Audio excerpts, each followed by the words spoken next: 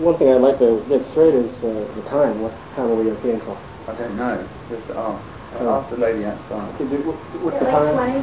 20? 20 minutes. Okay, sounds good. Sounds good to me. Thanks very much. Do you just have the people coming in and out here constantly? You don't take any breaks between interviews? No, I'd rather not. Is that right? Well, if I had more than 4, then I would. It's a little easier this time around. Sorry? It's a little easier this time around. You're not stuck with so many interviews, I think. I guess when you did your solo tour, you I don't know, I think I've got just as many. Is that right? It's odd because most of the real biggies don't even grant interviews. Don't they? They just sort of pass through. Well, I think if you're going to come to somewhere that's a separate country, I mean, the only way you can talk to people is through the press, whether that's good or bad, I don't know. But it's a form of communication, and though it's not very direct in lots of ways, it's better than nothing. I just sort of assumed you guys seem to be putting more into this than we would have expected. Really? Well, we expected a little sort of a momentum type thing, kind of resting on your laurels and coming out here and giving the people a revival, nostalgia show. I mean, did you see the show in America? No, I live here. Okay. I haven't even seen the videos of it. But, right. Well, I mean, it's obviously got, for some people, it's some sort of nostalgia. For others, it's not. If you weren't there, it's not nostalgic. But I think it's a good mix to the show. I mean, it's certainly not presented in a nostalgic way. I'm not particularly interested in nostalgia myself. I mean, you've got to play old songs because you can play certain songs I wouldn't like them. I mean, if you play large plays, play a small place, you don't have to play them.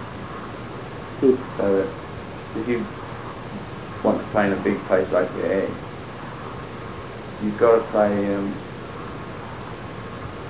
to a kind of a majority kind of what they want. I mean, to some of it. I mean, there's 10 songs that you have to do, more or less, and then the others you can choose what you want. That seems like you guys could basically get away with anything. Like you say you have to. Well, I don't think that's true. You really think so? No, I know. Is this from personal experience? Yeah, you know, if you play a new song that no one's heard, they're very inattentive. If you play that song on a 1,000-seater, they'll be very attentive because they know that that's what you've probably come to do. If you play in a 50,000, they start going and buying hot dogs. So you can tell. So how many of those can you do? You know, basically, and still hold them. You've got to hold them for a couple of hours. So you're not completely free to choose if you play a big show. Big shows, they dictate to you a lot. Why did you could perform mostly new songs and play the smaller venues? I think. Yeah, we wouldn't make any money. You really think that's the problem? That's what Ron Wood said a little while ago. He said, well, one, you wouldn't make any money. Secondly, you wouldn't play to many people. So if there was, say, 500,000 people that want to see you, then only maybe 20,000 would come. So lots of people would be disappointed. There's so much point in that. It seems like you're making excessive amounts of money for this. I mean, it could be toned down. I don't know if it's excessive. Okay, well, it's big amounts. It's a lot. Be careful. I mean, you made the cover. What was it, Forbes magazine or Fortune or something like that?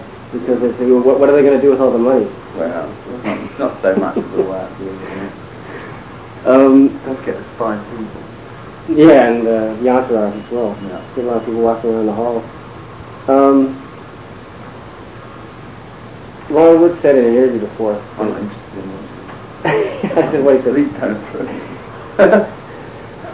It was said by certain sources, or according to certain sources, that the Steel Wheels album was recorded very quickly because you guys sort of had a past history of bad studio habits and bad rehearsal habits. Yeah.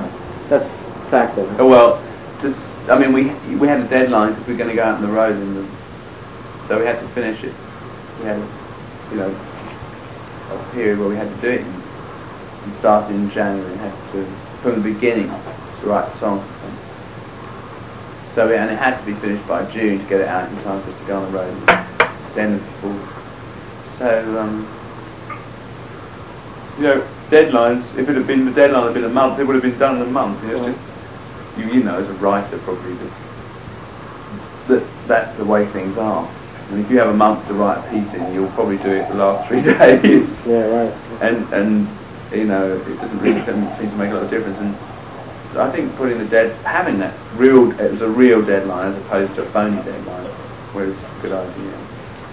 But it seems like you swiftly overcame a bad habit that had been plaguing the band for a long time. Yeah. Well, I'd always wanted to have the band rehearse and so on before we went in the studio, but they never wanted to. And so we did it all according to the book, you know, and it worked. It might not have worked, but it's a, you know, it's a pretty obvious thing you have to do. First you write songs, and then you rehearse them, and then you kick them around, and then you go in the studio, rather than go to the studio with nothing or very little and expect, you know, inspiration to do. But yes, you can do that. That will work for you, but it takes very much longer time. It's not very efficient. And not only is it not very efficient, it's also very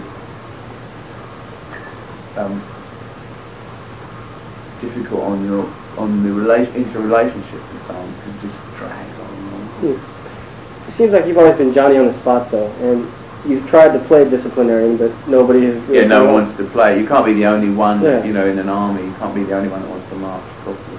What I'm trying to get at is, who was responsible, though, for putting things in place this time? There must have been somebody doing something right, because... You're talking about the record? Yeah, like what game? Well, I mean, I made the plans and the schedules and so on, and then you hire other people to make them work for you. That's what road managers and so on, you know, please we get up. You've got to be there for 3. Other people follow the plans, but the band basically wanted to do it, rather than not want to do it, because they realised that if they didn't do it, we wouldn't have an album. I mean, at the beginning, people weren't really very sure that it was possible to even do that with this band. I mean, I always thought it was possible, but I didn't know if it was likely. But you know, everyone mucked in and did it. You need the will, and you need the someone to organise you. If you only have someone to organise you and they don't want to do it, then all the organisation in the world won't make it better. That's the thing. Everybody had kind of written off the band, and it seemed like at one point you had almost officially disbanded it. I read something somewhere about issuing a memo to the other members saying that the Rolling Stones would be temporarily suspended. Well, I think, and yes, I did, but I think it was a good idea, because I think that it was just getting a bit boring, really. And it just seemed to just be going nowhere, and just getting less and less interesting for everybody. I think that the 2 years we did without working together very much was a good idea. In retrospect, it might have been a terrible idea if we never got back together again. But in retrospect, it was almost what I expected to happen. Had you been willing to give it up though at any time? Well, if it wasn't working, yes. But I mean, there must have been some point when you said, it's over, it's gone out. No, I didn't say that. I said it's over temporarily for the time being. So what? A 2 year hiatus over 26 years, isn't it? So what? We had 18 months on the 2 year hiatus before it wasn't the end of the world. The wonderful thing is though that people, the real reason for that working to a large extent is that people still wanted to see the band rather than saying, well, you know, forget it, or we don't really care very much. They did care and they wanted to see it, so it made it easier for us to realise the fact that people wanted to see us tour an American song.